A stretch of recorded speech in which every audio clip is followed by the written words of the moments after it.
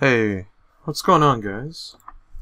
Today, we're going to be doing a dramatic reading of He Who Wanders.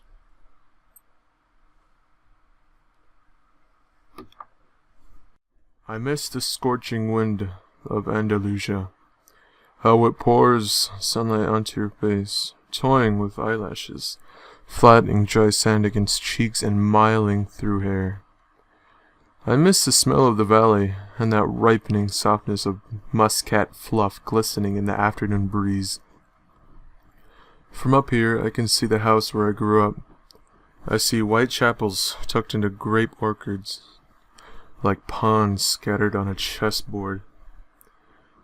I can see patches of asphalt on El Jardinero Road, hailing from the old town through dappled rocks, then waning behind the horizon with erratic headlights of beat-up trucks cruising along. One of the pit stops along Edge and Jardinero, where truck drivers stop to relieve themselves.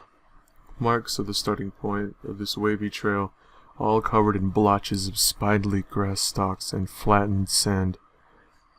The trail is barely noticeable at first. Truth is, no one even cares to notice it. Why would truckers take a blitzleak care to check on a mucky trail leading to God knows where? But I do. See, this is how I got up here, to the top of this hill where I'm standing now. I've climbed all the way up here so I can finally end it all. All these years of vagrancy and fog, exile and fear, this is where it's all come to an end. But for now, I'm enjoying the view of the valley unfolding below. I am sipping the air of what could be my final memories. He will show up soon. He always does. Like a shadow. He's been following me right on my footsteps.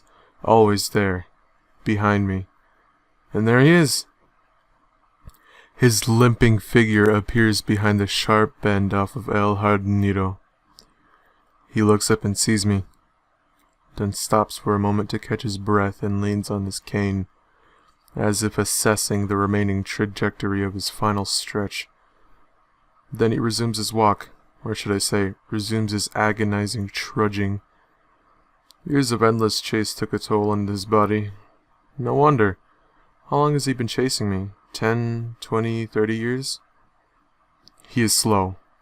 Methodically slow. But for once, I will not run. I will wait. Right here, behind this rock.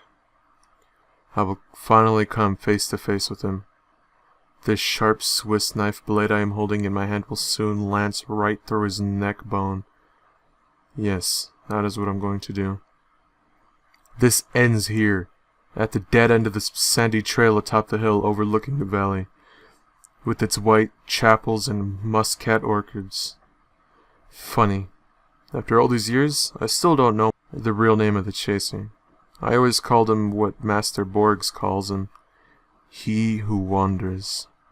He Who Wanders? Listen, I will kill you. Borgs. The Borgs. I idolized them when I was in college. Many did, but I was different. It was in 1961. I was an average lazy learner at the Universidad Laboral de Córdoba, floating around from one semester to another with barely passable grades. I had very few friends and almost no interests. One can say that I had an early form of identity crisis. Besides chugging an asado, my only other passion was literature. Latin American literature. Borges and Neruda were at the forefront. One could only imagine my excitement when I saw a pamphlet hanging on the wall of the literature faculty. Spaces were limited, but who cared? It was the man himself, George Louis Borges, coming to give us a lecture followed by an open panel of questions. Like a maniac, I rushed into the auditorium hours before the lecture.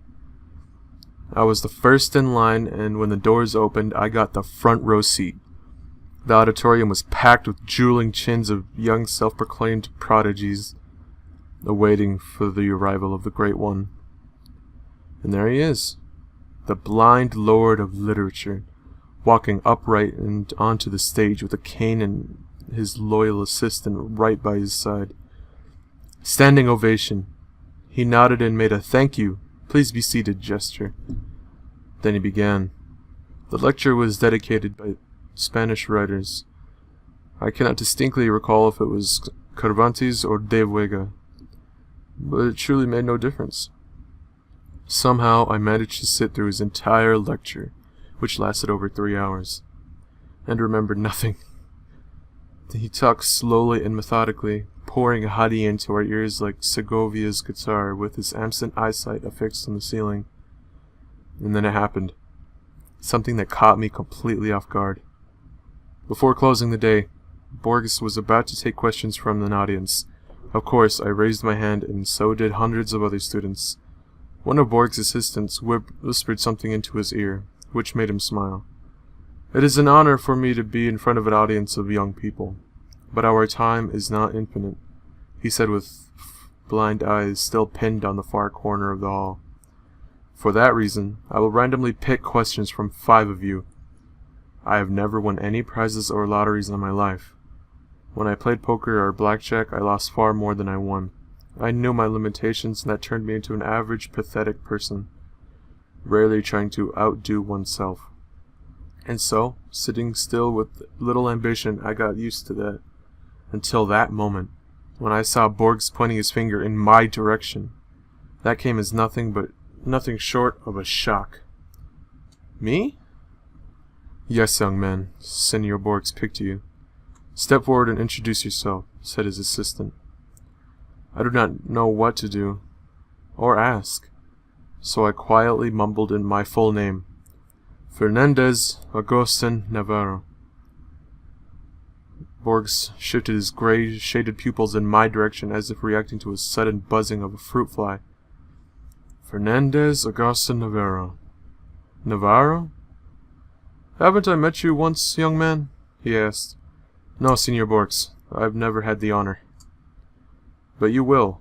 We will meet again, Senor Navarro. You and I will meet again. But for right now, what is your question?" The rest of the day was foggy. I don't even remember what question I asked. It must have been about him winning the Prix International. Not sure. And maybe not important. No, not important at all. The greatest writer in history of mankind called me by name, and then that bizarre, unreal thing he said about us meeting again. When? 9 years later, in 1970, there I was, a somewhat promising journalist in one of London's somewhat scandalous tabloid newspapers. Every week my name was featured in the second page alongside with celebrity chronicles and vile rumors. My paycheck was decent enough for a small studio flat by Manchester Square. After years of having been pent up in my directionless studies, you could say that I became something more than an average, or at least that is what I believed. That day, it was early October, arguably the best season in London, began as usual. I ate my chic breakfast consisting of 2 scrambled eggs, ham, toast, and a dark roast coffee at Barrymore's Diner, and was ready for a pleasant walk to the office. It was shortly after 8 a.m. I was in no hurry. My route was the same as it was every day. Past the square, right turn on George Street, left turn on Thayer, another right on Marylebone. My thoughts of that morning were preoccupied with the piece I was working on, so I was slowly making my way through the square, when something caught my eye, or rather someone. At first I did not pay much attention to him, no more than I did to anybody else who I idled at that square that morning. Hippie rascals with soiled hair playing guitar on every corner was a common theme those days, and London town was certainly no exception. So here was another one of those misunderstood love proclaimers, sitting right behind a gated area of the square.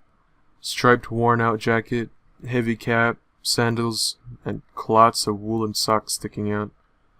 A common hippie bum, as anyone may have thought. I thought so too, except this one had something that made my intestines churn. I don't know what it was, but once I saw him, I felt the irresistible urge to instantly walk away and never see him again. The way he looked at me, that gloomy frown that made me think of a line from Oscar Wilde. That fellow's got to swing. There certainly was something outer-worldly about that fellow. His eyes, as if carved from a rock below his forehead, were mercilessly drilling thousands of tiny holes through me. I added pace. As I turned back one last time, I noticed him slowly walking towards me, past the gate to the square, onto the street, paying no attention to screeching tires of honking cars, walking right towards me. He's just a bum. No, he's not. Just another one of those unwashed hippies. No. No. Run! Run! Run! The George Street was empty like a post-war bombed quarters.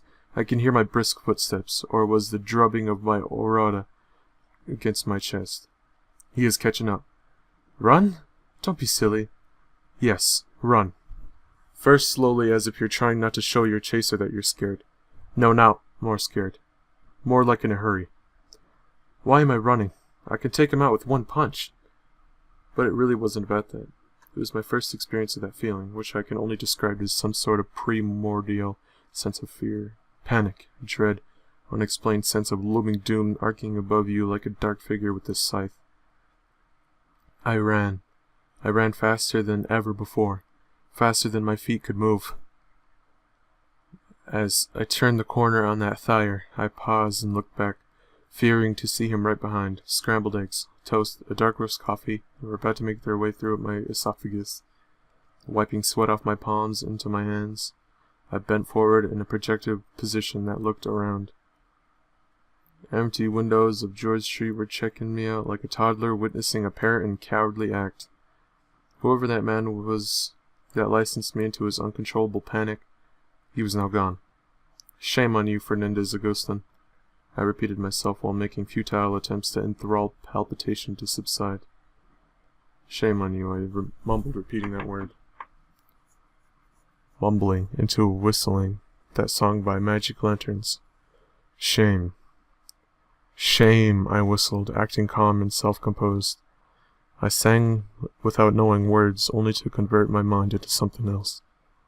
I sang so others wouldn't notice me shaking. I climbed the stairs of my office building, 3 at a time. 3rd floor. Familiar smell of typography oils calmed me down. Safe haven. Shame on you, Fernandez Agustin Navarro.